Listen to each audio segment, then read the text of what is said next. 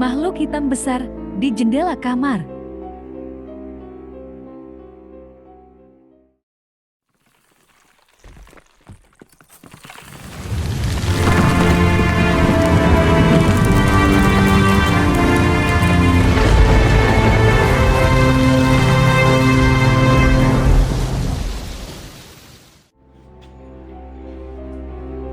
Assalamualaikum warahmatullahi wabarakatuh. Bertemu kembali dengan cerita misteri Satria. Kali ini kita nggak terasa sudah masuk ke episode 38. Teman-teman, berarti udah sebulan lebih kita bersama di cerita misteri Satria.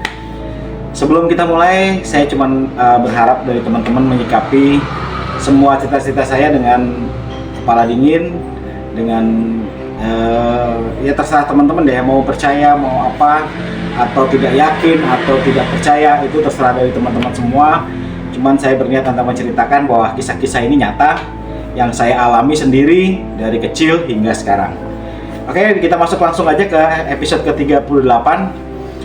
Kita tinggalkan dulu sumur 7 beringin kurung. Kita kembali ke masa saya tahun 92. 92 itu saya masih SMA kelas 2. SMA kelas 2, saya masih senang jalan-jalan tuh. Kalau libur, ada libur sedikit, selalu jalan-jalan. Dan jalan-jalannya itu berempat, sorry. Saya, sepupu saya, anaknya dari Pak D 2, dan anaknya Pak D satu lagi, 1. Jadi berempat, kita laki-laki semua. Dan umurnya itu sebaya semua.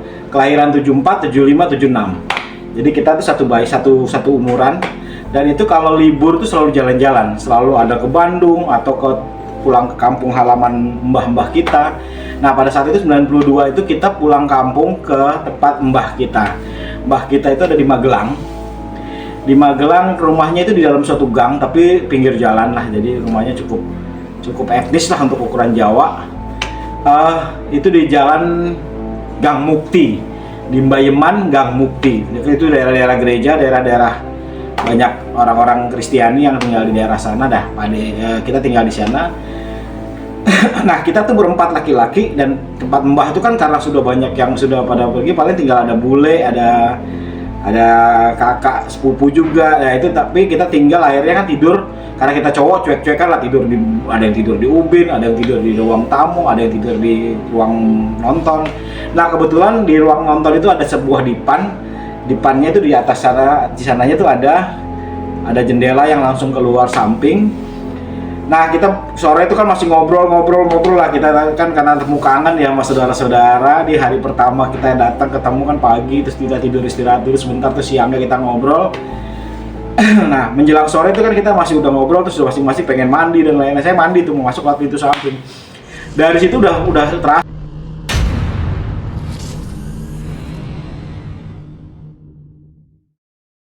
masuk lewat pintu samping. Dari situ udah terasa saya bahwa nggak enak lah di daerah sini nih, daerah pintu samping dan di jendela deket yang ruang nonton TV. Di situ udah merinding aja saya. Dari sini udah tengkuk saya di pohon sirsak, ada pohon sirsak di samping. Udah merinding aja. Kita mandi tapi udah biasa lah mandi dulu. Kamar mandinya juga serem lah kalau boleh dikatakan, karena terpisah dari bangunan, juga di belakang dan gelap. Kita cerita dulu untuk di yang hari ini, yang adalah cerita yang di jendela kamar dulu ya. Kita ceritakan yang di jendela kamar. Nah, malamnya kita kan masih ngobrol dan lain-lain, mulai pada tidur karena capek kan, mulai pada tidur. Saya masih nonton TV di ruang tengah itu, dan akhirnya ketiduran lah di depan itu ya, ketiduran.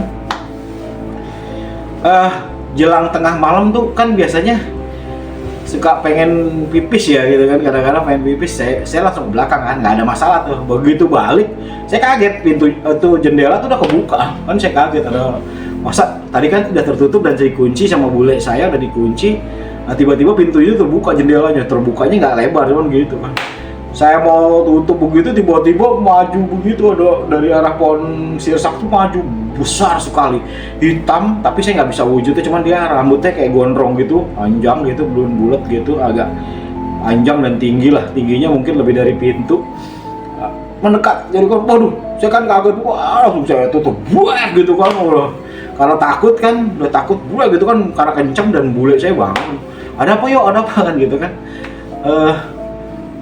Ada hitam-hitam di sana. Saya cuma bilang kan, karena masih masih SMA tuh ngomongnya coba aja lah, hitam boleh di sana, boleh coba, tapi ya udahlah tidur lagi, aku nggak berani tidur situ lagi, di depan itu aku nggak tidur, aku tidur ke depan, ngumpul lah di ubin, kita pakai tikar gelaran di depan.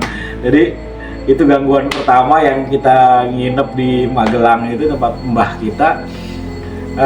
Nanti kita ceritakan lagi yang ada di kamar mandi, juga ada di kamar mandinya Bule. Ini kan kamar mandi untuk mandi ada, dan untuk buang air besar ada juga. Jadi kita ceritakan di episode mendatang, kita ceritakan.